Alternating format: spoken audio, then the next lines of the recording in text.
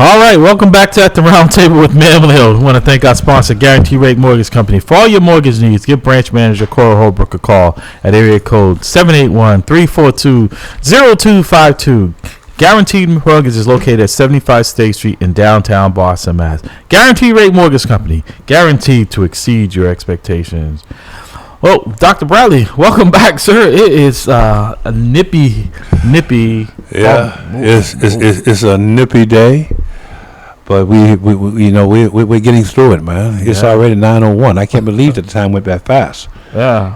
I'm always amazed by how quickly time flies when we're having fun over here. Yeah, we're having fun, and Pastor Hobbs is running around like an expecting father and clicking the heat every 5 minutes. Yeah. Well, I can tell you now, it's getting warmer. It's now -3 degrees. -3, wow. When we came in here, it was -9. Wow. So God is good. What's that song? We're having a heat wave? We're having a heat wave. Tropical heat wave. No, this is it's rapidly approaching 0 degrees. So the other side of the scale. Yeah, it's still going to be quite chilly today. So, folks, if you don't have to be out in it, don't do it. No, I wouldn't recommend it because, you said we came out this morning and probably wasn't the best idea. No, but it was. I tell you, this is the first time I ever text you to say. I hope he said we're doing this Memorex.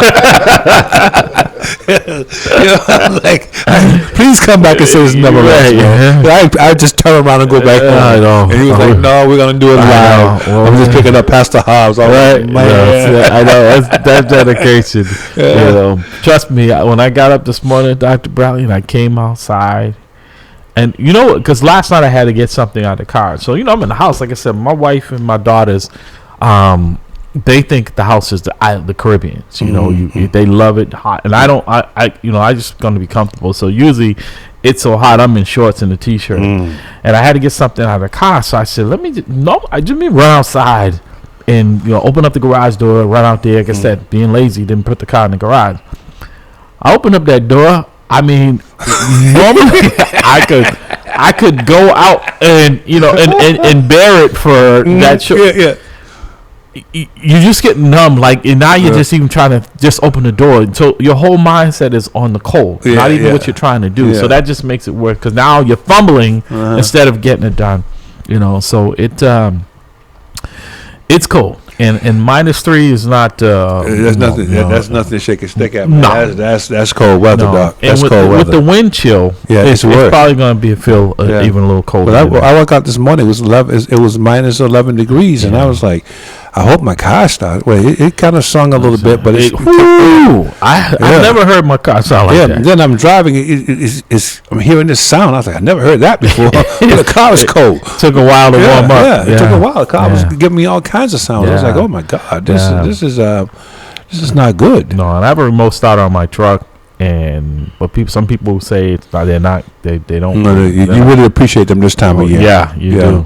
You do. You definitely. I have the poor man remote starter. I go out and start it and then walk back in the house.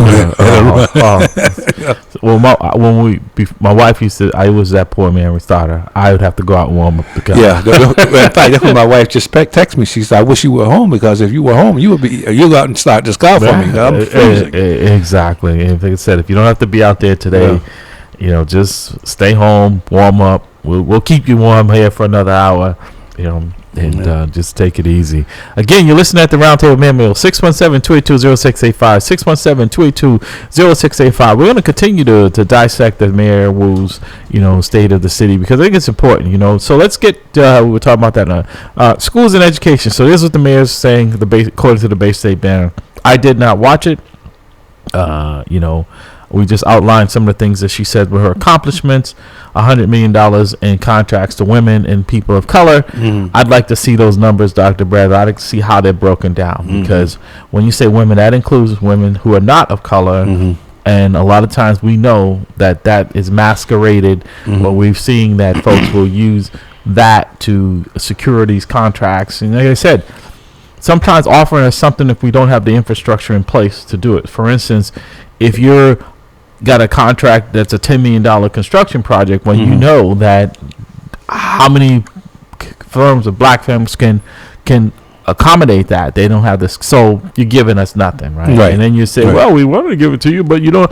But you haven't had anything in place to help us to build that up over the years. So we're in that situation. So here's her plan education. The mayor outlined plans to accelerate the construction of new schools, increase funding for the education of students with special needs, promote fossil-free municipal buildings, and end the use of fossil fuels in the city's public housing stock. Noting the lengthy plan and construction process for the new Quincy Upper School building, which was kicked off in 2012 and has yet to be completed, Wu said her administration is engaged in a design study that will accelerate planning and construction of the new school's building. Our school design study will take a full year off the planning process for every new school in the city, and we'll get more projects going at once than ever before, she said. Wu's Green New Deal plan for the city's builds on the $1 billion commitment by the administration of former Mayor Martin Walsh to construct new schools and upgrade existing ones.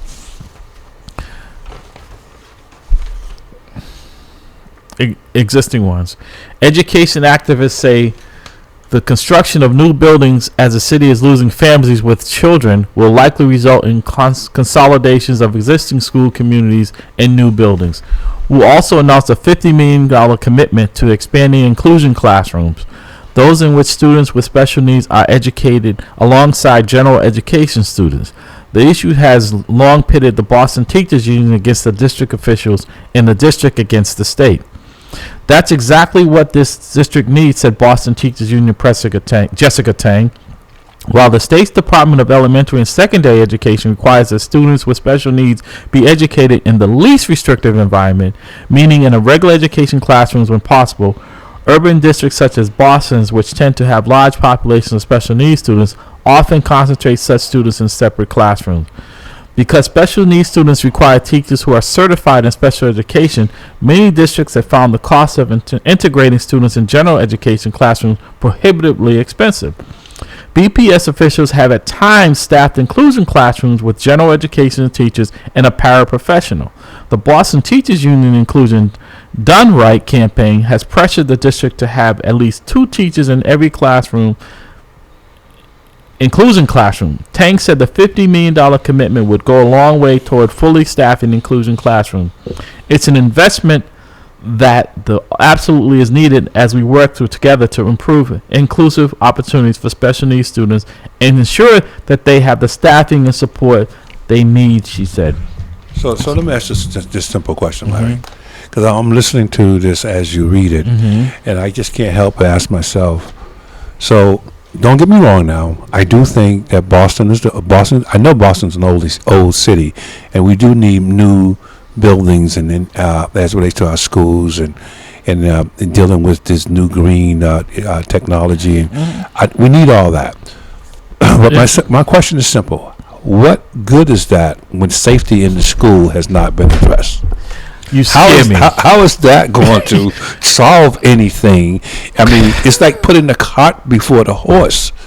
I'm like, so what are you doing about the current safety issue before we start putting these money towards the school? You scared me, my brother, because that was the question you anticipated me asking you. Was that I heard nothing in this article that deals with the safety of the schools, because last week, I said it's sad that it seems like Mondays are stabbing days in BPS these days, right? The week before, we had the stabbing at Latin Academy. This Monday, we had the stabbing resulting from this Tech Boston school. Kids running. I saw the video. The kids are running down the street, and then being interviewed saying, "I'm not going back to school because it's unsafe." I hear that on a regular basis, that the schools are not safe. So your point is well taken, is that if you're not talking about it, that means that what are you doing about it, right? Because that should be at the top of the list. Is what are we doing to provide a safe environment? You're having a hard time attracting teachers because it's not safe, right? So if we don't have a safe environment, we don't have a learning environment. We don't.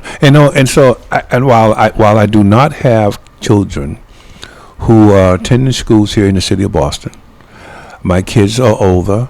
They're the youngest is 22. The oldest is rapidly approaching 50. But I have grandchildren, And fortunately, they're not attending the school in the city of Boston. They're going to other education institutions. But my point is, what if I were not as fortunate enough to have that, and my child had to go to those public schools? I would be on pins every day. It's not fair. You're not telling those parents who are voters, by the way. I mind you, they're voters who are actually have no other alternative but to send their child to a public school that's not safe. You're telling parents to put kids in unsafe situations. There's laws against that. Hello? I mean, I was like, okay, what are you doing about the safety issue? I mean, all this stuff you're talking about, it sounds good, cosmetically, it's warm and fuzzy. Oh, I'm going to have a nice looking building, but the building doesn't educate the students. It houses them. It doesn't do the education. The building doesn't ensure the safety of the students.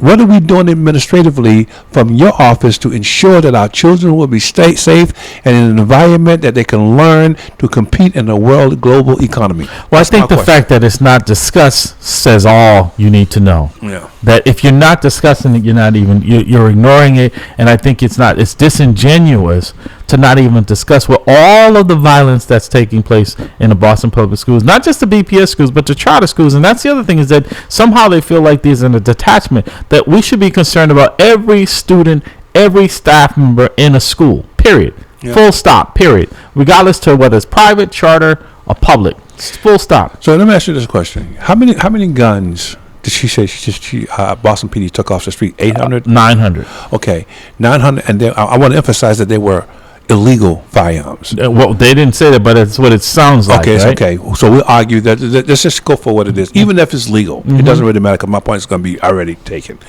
So what's the likelihood of one of those students, grabbing one of those guns and bringing those guns to school? Well, quite a number of those were taken from school-aged kids. There you go. So, meaning that they could be easily in the school. Well, we know, because a lot of the schools don't use metal detectors, which folks have been advocating. There were several city councils. That's where I'm going. All right. So my point here is that you're talking, you're boasting about buying these new schools and building these new schools, which I think are needed.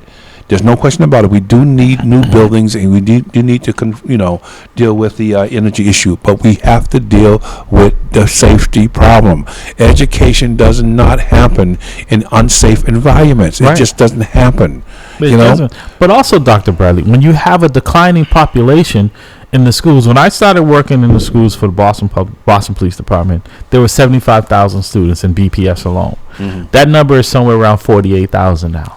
Wow. And it's declining, right? Wow. So then you have to ask yourself, who are we building these new schools for, right? Yeah. I mean, I get it, you're replacing some of the older ones, but your point exactly, it doesn't matter how nice the school looks if it's not safe. Yeah, but I tell you, I know who you're building them for.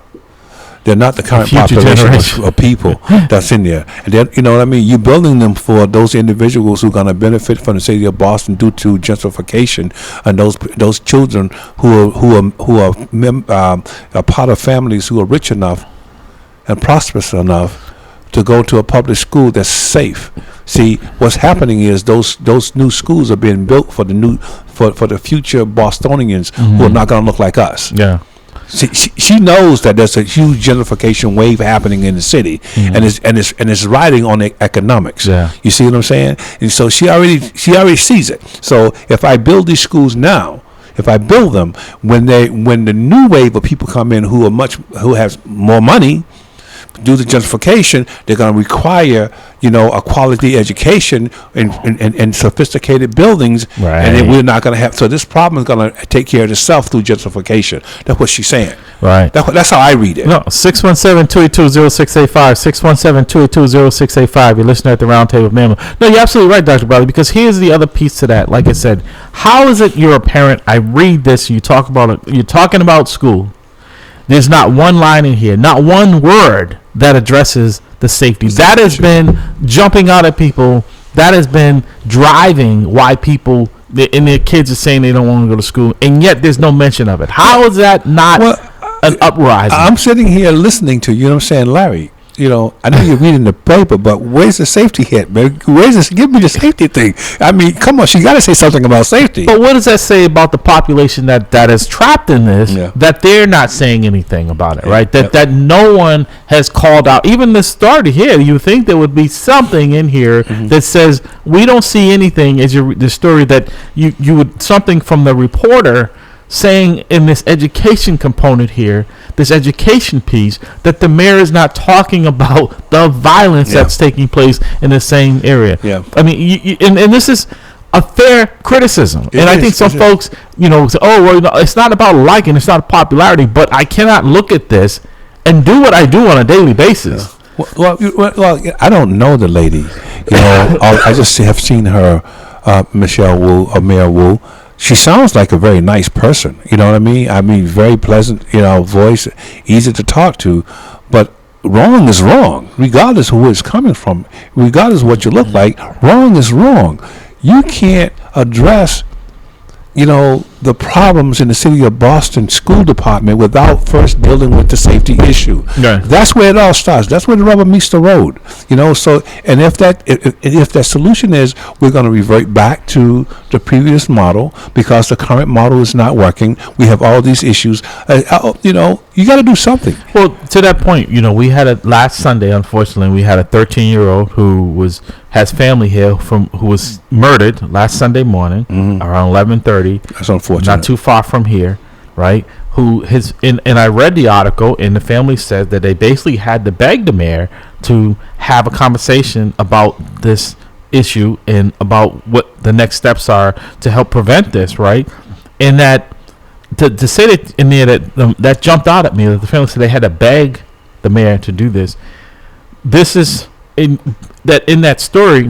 What also I extracted from that was the mother saying, Dr. Bradley, that his grandparents still live there, right not too far from where he was murdered, and that she had worked hard to get her young son, her 13-year-old son, to move to Norwood. He was in the school there. That he was just here visiting. That she had thought she had removed that. She had him in a safe, what she thought, safe learning environment when he was outside of the city. But the fact that he comes here on a Sunday and he's murdered for whatever reason we don't know. But that speaks volumes that there's violence, right? That a 13-year-old is murdered.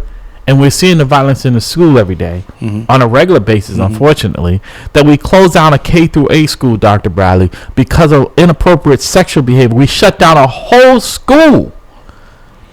And yet not one word about violence and how we're going to address that, and what is the safety plan for kids in the school systems here in the city of Boston. So, not one word. So let me ask you this question. I mean, being that, you know, the Boston PD school unit is still up and running, right?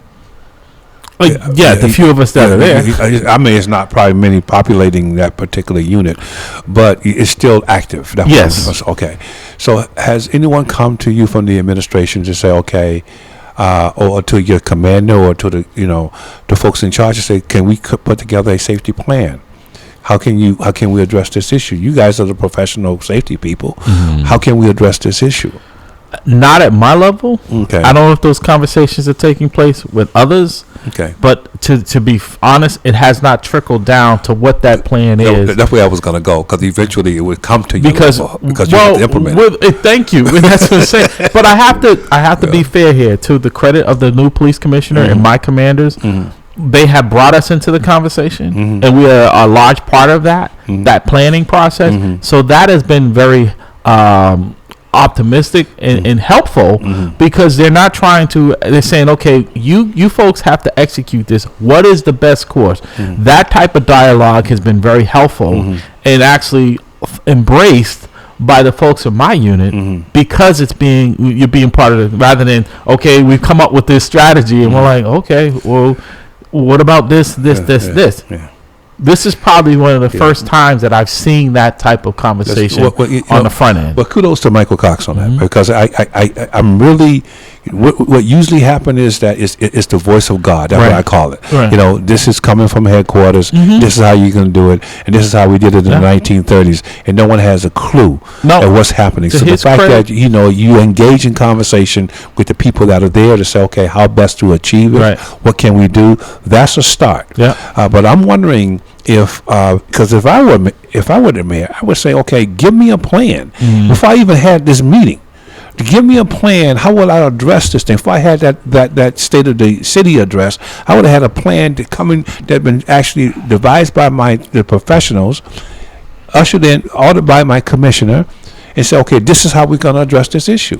But I think that, see, what this, and it's just my humble opinion, what it says to me is you don't want to talk about what was perceived as shortcomings, right? And no one is blaming you, but I do take offense in some ways when you don't want to talk about it, you don't even mention it, because then you want people to have the illusion that it's not happening. But that means that you're being disingenuous. That's my point. You know what I mean? I would rather you say to me, we have the problem, and we're going to work on the problem, and I would task the police commissioner in dealing with this problem because we cannot tolerate this. This can't happen. Before you tell me about the nice, shiny buildings that you're going to build. You know what I mean? I don't want to hear about that. I want to hear about how you're going to deal with this problem. But so, that only happens if the segment that I'm addressing it to allows me to get away with it, right? That there's no push. That's where folks should be out there. Hey, wait a minute. You're talking, just to your point, Doc, but you're talking about building more locations for this to take place, but you're not talking about how we stop the violence from taking place. And it's not just in the buildings. It is outside of the buildings. Like the other day when they had the stabbing that took place from the students from Tech Boston. It was from the school. Well, it didn't happen in the schools. That somehow they just left the buildings. This was children from there that this most likely started inside the building. That's where it escalated, and it just spilled out to outside. So it's disingenuous for you to try to pretend that this is not related to that environment in that building. Well, the school department would be responsible for the child to and from school. So from the moment you leave your house to the school, from the moment you leave the school to your house, you're responsible. So to say that it didn't, that doesn't solve the issue. Here is, how do we deal with this problem? Because what I think was happening, Larry, they made it worse. When they through this reform thing that you guys police reform, and what the students call the school department now, Jake from State Farm. The school, the uniforms are similar to the Jake polo shirts and khaki pants. Okay, and some of them have told me, right? I'm sorry. Some of them, right? One of them told me the other day. I'll name up. He said he's listening to his walkie-talkie, and he had entered the building, and they're like, we have an intruder in the building, right? Because we have an intruder in the building, and they're describing him in his clothing, not knowing that this is because they're unfamiliar with the uniform. Like, well, right, that they're sounding alarms from the safety person in the building. Wow. Another one tells me he comes in and the guy's like, hey, where you been? I've been waiting for you. Those lights are out, thinking he's the janitor. The janitor. Wow. That bodes well for your safety. When people in the building don't even know that your safety, what they look like, right? You just look like anyone else in the building. This is what I'm saying. So let's look at some of the reaction from some of the folks. So reactions. This is the Bay State Banner. State Senator Lydia Edwards had strong words of praise for her former city councilor colleague, saying the speech demonstrated her ability to think big, but get practical things done.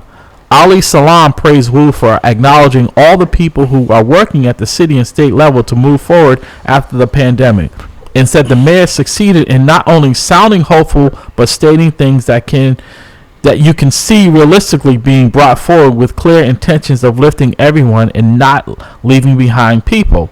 Not everyone was as enthusiastic about the mayor's speech, however. Somebody got some common sense. In a statement, a coalition of community activists and housing advocates criticized several of Wu's talking points as being insufficient or counterproductive, including Wu's rent stabilization proposal and the mayor's proposed initiatives around the city's inclusionary development policy, which requires a larger development to set aside some units as affordable.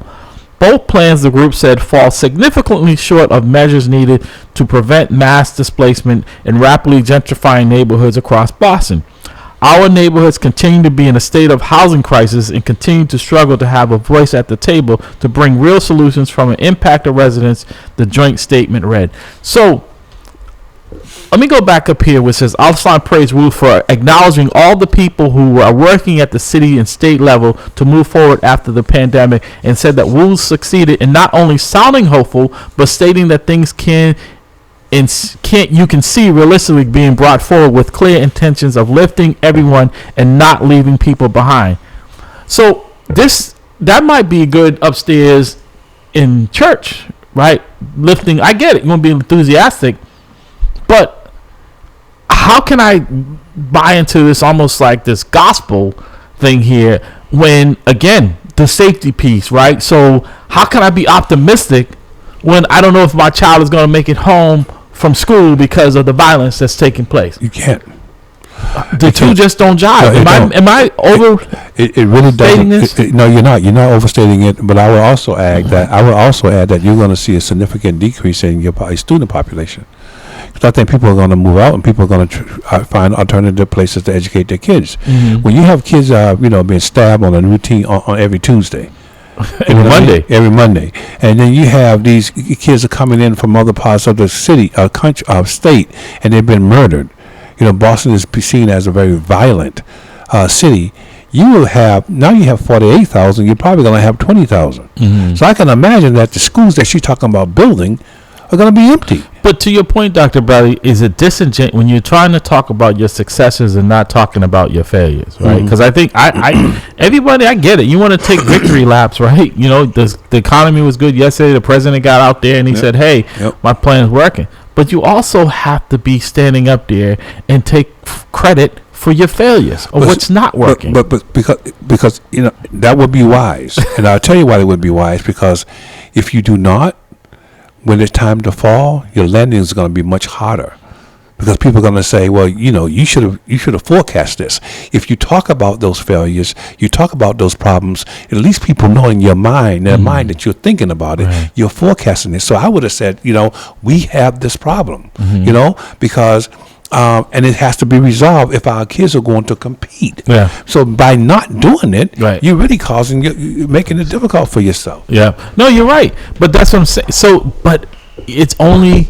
Do you think that she would have gotten away with this speech if she was the mayor of Newton and this violence was going on? Nope. And you're talking about... I would argue, Larry, that she wouldn't even constructed the speech the same way. Mm. She wouldn't even constructed the same way, because she would have known. You're saying they would have got the truth. They would have got the truth and more truth and nothing but the truth. Right. Will help me God. An assessment, a real assessment. That's right. Of... That's right. She would have gotten. They would have gotten what I'm telling you. Wow. We have a problem. And I need your help as parents, as members of the city or the town, to resolve this problem, because our kids are in a state of violence. It's perpetual violence, and so we cannot get our education going here.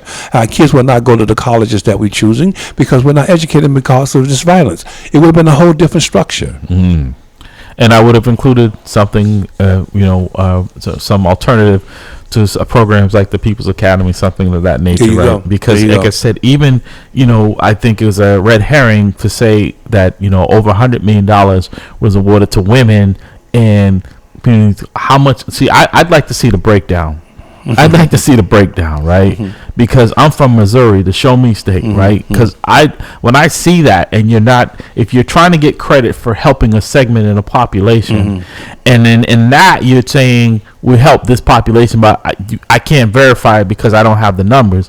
And in the next segment, you're talking about the schools, but you're not talking about what the real underlying, as you immediately picked out, right? Where you finished my sentence, Dr. Bradley, was to say nothing in here says how we're addressing the violence in the schools. Nothing.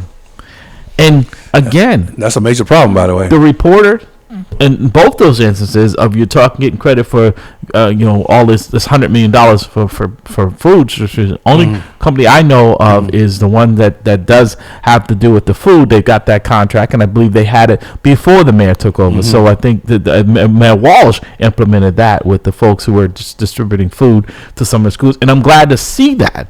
But if that wasn't something that you started, then you know, how do you take credit for that? Exactly. What have you done?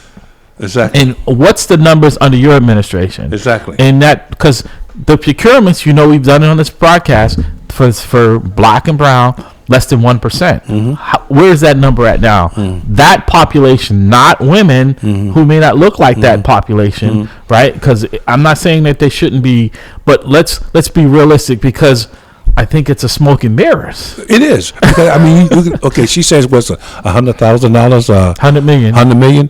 So you got $100 million pie. Mm-hmm. That's the whole pie of a was it a almost $4 billion budget? Okay, so that's the bigger pie. Right. But you carve out this little pie of $100 million.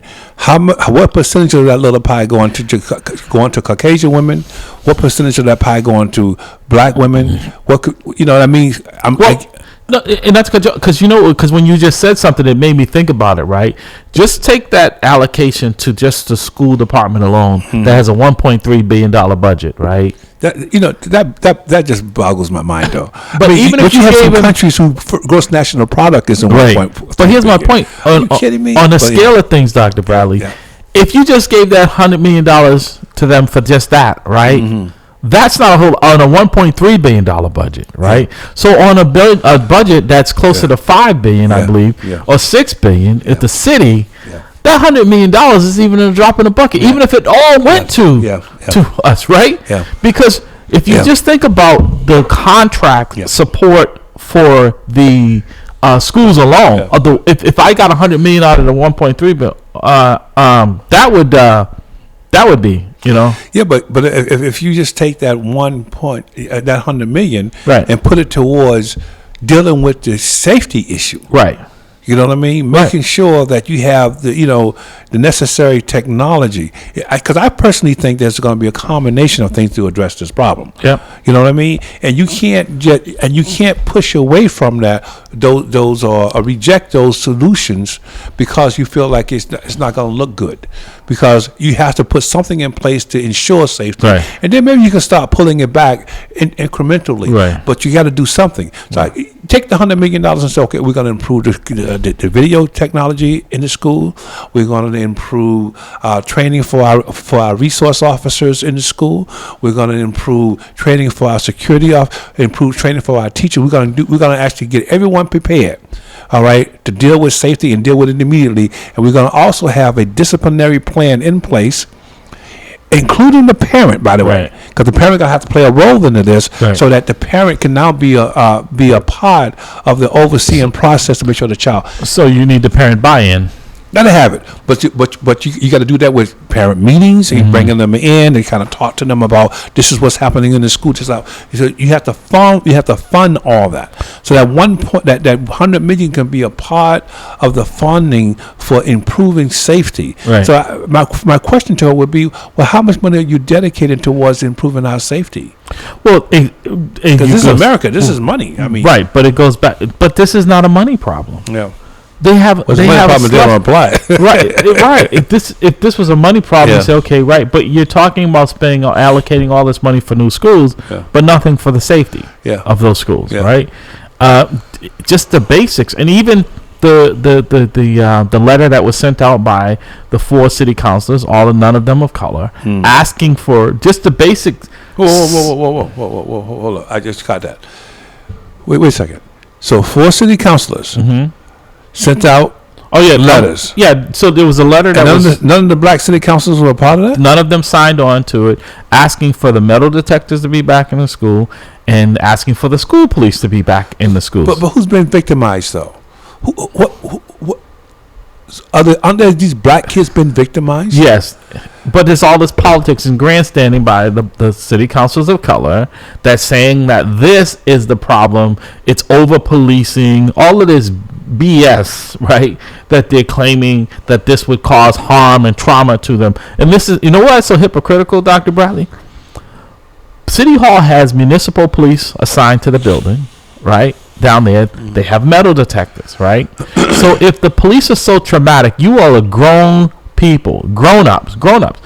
Why don't you remove those armed Boston police officers from the City Hall building and you fend for yourself with the unarmed folks. And I'm not saying you have to have police officers with guns in the school, but if you're saying that this is sufficient to not have these security devices that could maybe detect weapons, knives, guns from coming into the school, because if these kids come down to City Hall, you don't just let them walk in. They go through a metal detector. So why is it you can traumatize them to make sure that you're safe in your space? But you can't do it in schools. But so why not build the metal detectors into the fabric of the school, though? Why not just actually have it amalgamated into, the aesthetics or the building itself, so it doesn't be as obvious like you do in the stores? You're walking right through the door. When you walk through that door, you're being warned. Yeah. You don't know it. Right. But, that device is actually checking to make sure you don't have anything there that you shouldn't be having. Right. So why not just build it right into the school Well, I think structure? it's just like when you go through other things, right? Unlike the ones in the store, it has that sensor that it's really only detecting. It's not detecting if you come in there with a firearm, it doesn't go off. So you still would have to have these kids empty their pockets out so that their change and all the other stuff that they carry with them is not setting off the alarm, because most likely that everybody that walked through would set it off. So you still would have to have something where you have them separate these things from their person. Yeah. Right? Yeah, I got it. But I got it. That is a minor inconvenience. Yeah. Over having to be traumatized or worried about who's got the gun in there in the conversation in the building, or worrying about somebody getting stabbed. I think most parents would say an inconvenience, because some of the kids know that after a certain time, those things are moved away. If you come in late, you don't have to even go through that. Or if somebody passes through the side door, you don't have to worry about that. But I'm saying is that lead by example. Have the same security that you have for the schools, for yourself, right? Have unarmed police at City Hall. You have the municipal down there. That should be sufficient, right? For the city councilor, for the mayor. Should be sufficient, right? My God. Why the mayor has armed Boston police officers at her home 24 hours a day with her. And I'm not saying that she shouldn't. But, I mean, we have to be honest about, well, if it's good enough for me, lead by example. If you're saying that these folks send the wrong message, then you shouldn't have them with you. Yeah, exactly. They shouldn't be with you either. Right? You should. Wow. If you're thinking that this is a better approach, because now, the other day, they're back to that. They want to have, get this, unarmed people, not police officers, doing traffic stops. Where? Yes, because they're saying you don't need, because of what happened in Tennessee. They want to have basically meter maids stopping cars. People who are I wouldn't recommend that. Before I go through that, I would rather use technology to send to view who's doing what and send them a ticket. Right. Well, I mean, why do you have? I mean, I would not put people. You and I know one of the worst things that you can do in policing would be traffic stops or family trouble. Right. Those are mostly the two most dangerous situations. I would rather have putting cameras on and using those cameras to send people off who are violating the but again, the law. You're going to put people in situations that you're not going to put yourself in. Yeah. Right. You exactly. That's the same thing I said. I said the most dangerous times for law enforcement, domestics. Yep. Car stops. Car stops. I don't know if somebody I just pulled over, just robbed the bank, or just had a mess, and they don't know that I'm only pulling them over because they went through the light. Exactly. They may have a warrant. And given what has been happening throughout the country around officers unleashing deadly force, that officer's safety is even in more peril when you pull him over or her over, because they're thinking I gotta defend myself because the officer's going to take me out. Right. I rather incorporate technology and use technology as a way. If you're going to do anything differently, I would say keep that. That shouldn't be an option. Right. But if I had to change something, I would say, well, send a guy a ticket. I mean, in fact, I was driving Janae to Washington. Right. She went to Howard, so Erica and I are driving our child down to Howard. To school, and so Erica tells me, she says, "Honey, slow down." It's like, well, I'm a cop. No cops here.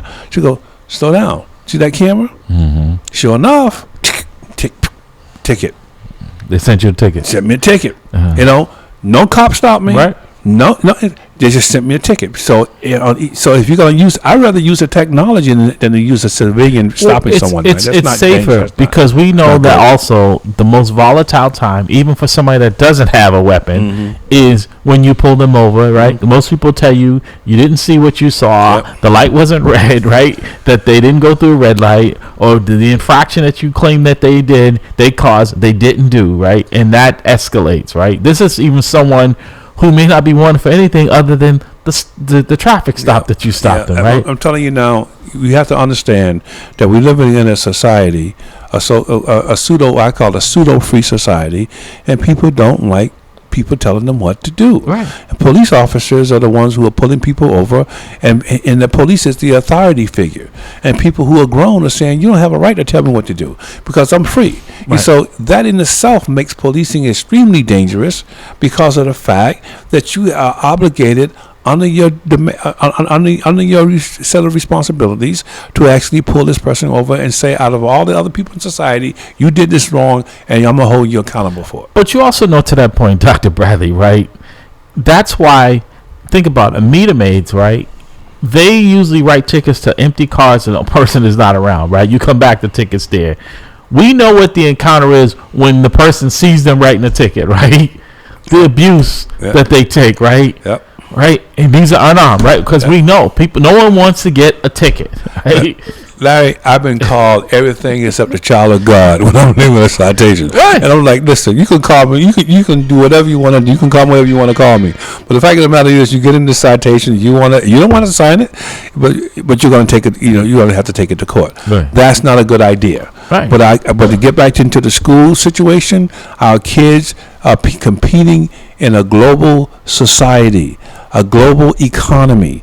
We are a village. Yeah. We're not going to be able to compete at that level if our kids are not being educated due to the fact that they're in fear. Mm-hmm. They're in jeopardy. Right. We got to do a better job in the city of Boston. But see, Dr. That's the difference. That's the difference in the suburban schools, right? Is why people who can get their kids into the Metco system are willing to get their kids up at the crack of dawn and bus them out to other cities and towns, right? One, the education that's taking place, but also they feel like they're in a safer environment, right? Mm-hmm. I'm not saying things can't happen there, but the reality is I'll play the odds, right? I'll play the odds, right? Yeah. Is that the vast majority, let's be real, of people who live in Boston, like that's why right now, even with they've offered out the lateral transfers for people to come here. Mm-hmm. One of the biggest factors, I've talked to some of these people, they said, hey, if I came back to Boston, one, I'd have to live in the city, right? Which is too expensive for me to move into. And then within 6 months, I have to move. But the other thing, the ones that have children are saying, hey, that means I got to put my kids into the Boston public school system. Right. Or private school, right? Private school. So on top of all the other expenses that I'm going to experience in Boston, housing and everything, to get in a nice, I got to pay for school. I have to pay for private school. So because I'm not safe. I'm not comfortable with them being in a violent environment. And from all I'm saying, we have some serious problems there. Right, but these... And then you talking to me about buildings? But the folks who are tasked with it are living in alternative universes. That's the problem. Like I said, that they're trying to make it somehow seem like the 4 city councilors who are white that sent this letter to the superintendent, a very similar letter to the mayor, right, asking for these things that worked. Right, that you can go back and measure these things, right? When they were in place, did they cure it? No, but it was an effective deterrent, right? Because the school police had police powers, right? They weren't just another spectators or bystanders to dial 911. And now what you're doing is overburdening a police department that doesn't have sufficient personnel to deal with things. For instance, Dr. Bradley, you took 70 people who were resources who had the authority to write a police report to make an arrest. 70 who were in the building. And that's the other there's that people think that we operate like other schools in surrounding towns, and we don't have a physical presence in the school. You take that away, and now whoa. Okay, I'm sorry. Go ahead.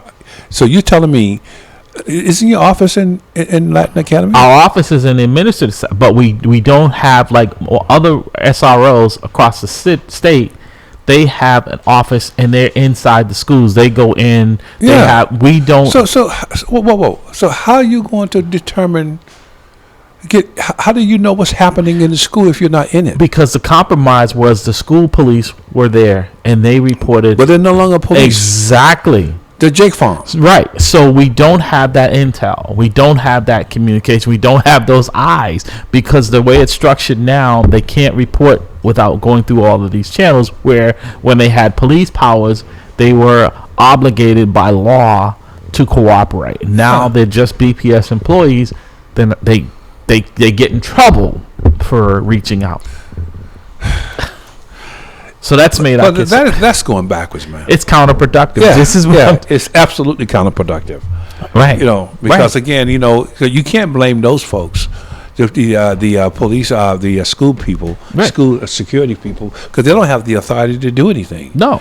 So what do you do when the child and you think the kids don't know that? Well, that's what they do. They know, and so why would I want to engage? Right. Exactly. Or if I report to the authorities without going through the proper channels, I run the risk of losing my job, right? So I just become another spectator. So most of them that have left the system. So now even a lot of the experience has left, and relationships have left. So you have taken the teeth out of the school PD, right? You have taken all the authority away from them, and you wonder why you have an uptick in crime. Well, this is what I'm saying. But this is what the general public is like. Right, exactly. And you keep saying, well, they want the police out of the school. Well, and their reference is that somehow the Boston police were inside these buildings, which was never the case. But the people that were there providing a safe environment with no weapons, not even mace. I commend these folks. Sometimes I said, y'all took these guns. I was like, you better than me.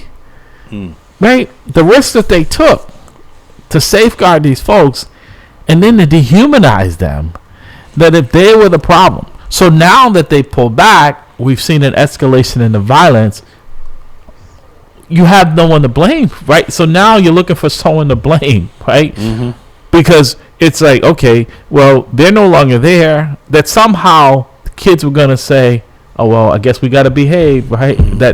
But we're seeing we know that as parents, right? Because we were kids.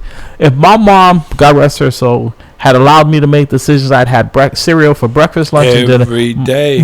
Wouldn't go to school, wouldn't take a bath. Wouldn't do any of that. When I was younger. Right, exactly. Right. Yeah. So you're giving this responsibility to kids where you've said, we're going to raise the age of responsibility. We're going to raise the age of where they can be legally held responsible because they lack the maturity to make decisions. But as far as any criminal behavior, but yet we've done nothing to curb the behavior. We're allowing them to dictate the behavior, and we're saying everyone else take a hands-off approach. This is going to come out well. But see what happened, Larry. I'm just analyzing this from a social policy standpoint. What you're doing basically is that you're creating your poor class, your future poor class. You're allowing the underclass. You're allowing those individuals because education is the equalizer. We all know that education is the one that actually, that's the gateway to the middle, upper, and richer class. But if I actually allow you to make decisions when you're not able to make a decision that's better for yourself, if I allow you to do it, I'm allowing you now to determine if you're going to get the education. Chances are you're going to say, no, I'd rather go out and have fun. And so by the time you get to a point where you realize I should have gotten it, you're so far behind that you're destined to the institution. Right. You're destined to the correctional institution. Right. So you're allowing them, you're creating your underclass. Basically, by telling them they can get education, but you know that they're not going to get it because they're too young to understand the importance of it. Right. So how much learning do you think now the state kind of gave the city a little reprieve from coming in and taking over? And your point earlier is you got right through it. It's like, wait a minute.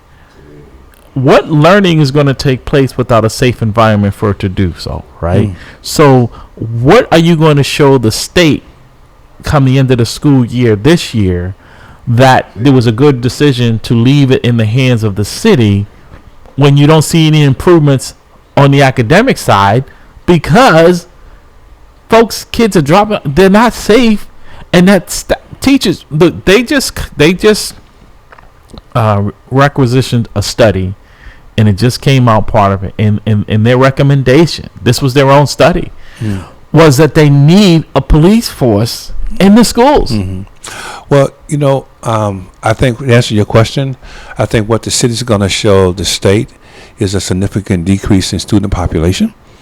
I think it's going to fall. I think it's going to fall below the 48,000 people, and I think they're going to show also a significant decrease in the quality of education and the quality of the people who are providing education. Because I think any people who are in the top tier of the schools or in college who want to be educators will not apply to a Boston public school system. Dr. Bradley, the teachers are leaving in droves. The younger ones are saying this is not a career, right? I can go work in corrections if I want to deal with this type of. This is not a learning environment. This is they come there with the intent of educating kids, not spending all their time breaking up fights and being assaulted. I mean, when you have a safety plan in place, and that safety plan is for a teacher to walk a student home who lives across the street from the school, and that teacher and that student is attacked by other students, what does that say? That's a good advertisement. Come here. So please don't tell me that's a real life situation. Oh yeah, it was new recently. Yeah, yes. Are you serious? I'm sorry. I thought yes. I really don't watch the news like that. Yes. Oh my God. The teacher and the student were hospitalized. And this is at a K through 8 school, right? Yes. That did not deter. And there are many incidents in the same building where the same calendar year loaded firearms were removed from the building. So this is what I'm saying, is that this is not nice. So I deal in reality. I deal in the real world, right? And so again, the parents who have the ability and access to remove their kids from this environment have done that. And now what we have are unfortunately kids who are trapped, right? But they should not be punished for it. Yeah, but you also have that other layer, though, which is the charter schools. Because those again, they were at some point taking the cream off the crop, off the top. Yeah, right. There's no longer any cream. So all the cream is gone. Now they're getting rid of now they're getting just bodies, right? So before and see what they were able to do at a certain period in time, if the student was not performing to their standards, to send them back to BPS. BPS had to accept them. They get to keep the money for the remainder of the school year. That's the dirty little secret in the charter schools that most people don't know. But what they're finding now is that they have to send back half of because before it was maybe 1 or 2 kids that qualified that they got rid of. Now it's more like 10 to 15 that they would have to remove. So now they have to keep some of it because they're sending the money back as well. The money doesn't come back. That's the dirty little secret. They get to keep it, but BPS gets no additional funding for that student. But they must take them. So the BPS become a secondary school. Then it becomes like a reform school. Well, yeah, that they don't have a choice that the charter schools do. So they get the worst of the worst. That's what happens. Right. So and you expect learning to happen when you actually dealing with. And oh, by the way, the parents, in some cases, the parents are just as bad as the students, if not worse. We're seeing more parents coming up and assaulting and driving this violence as well. Because a lot of these parents were kids of the system. And that's how they resolved conflict, right? So there's no education. One of the things that I would do as a part of my plan is have a conflict resolution course offered in the schools. Not only for parents, not only for students, but also for parents. Yeah. How do you actually deal with conflict and have it a part of the requirement? Yeah. How do you actually deal with conflict in such a way that that's nonviolent? Yeah. That's something that should be happening in an environment like that. But how do we do that when our elected officials, our mayor, doesn't even discuss it, doesn't even mention it in the State of the City address? That should be a part of that should be a part of calls it out. Though. No one calls it out. Yeah. Except us sad. Here. How does that happen? That's sad. As if this is not a problem. This is a huge problem, as you said. the learning doesn't take place in an unsafe environment. It just doesn't. Abraham Maslow proved that. Abraham Maslow hierarchy of needs is very clear. That's why you don't go to jail to get a degree. That's right. Because they have classes in there, but it's not a safe and learning environment, right? Some people navigate through and they might, but it's a tough place to learn.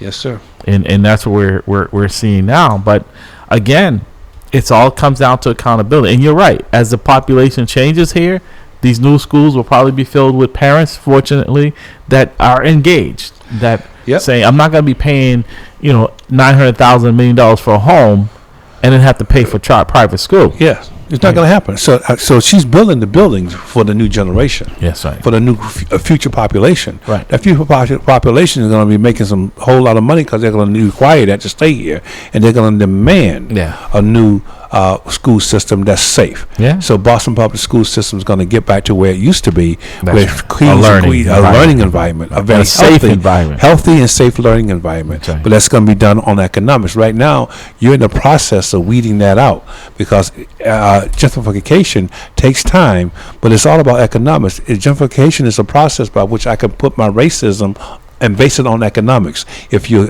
making enough money to stay here and you're black, well, we have to deal with you. Well, money you all don't, so we'll have to worry about the mass of you.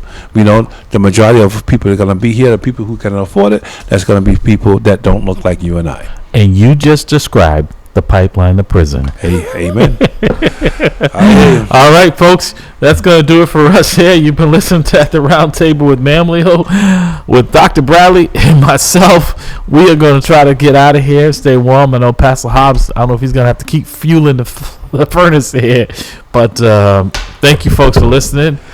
Yeah, be blessed and be warm. And be warm, man, because it's cold out there. It is. I'll tell you, where are we up to now? Well, brother, I'll tell you something. This dark skin doesn't deal well with cold, man. I'm telling you, right now we're at 0. Oh, okay. We got up 3 degrees. We went from negative 11 to 0. We're almost in the positive. That's right, over in the pocket. We're moving on up. We're moving on to the sunshine. Going to the sunshine. All right. It will be like Florida in a minute. It will be at 4 degrees at 11 o'clock. All right. Man, things are good. Be blessed. All right. 4 degrees, right? Who thought you'd ever get excited? Right. So I said, who ever think you get excited about 4 degrees? Stripping while your mom's still living in that same broken home that you used to sell piffin'. You ain't gotta lie to me to sell me a track. You ain't gotta rock fake jewels or walk around strapped. I respect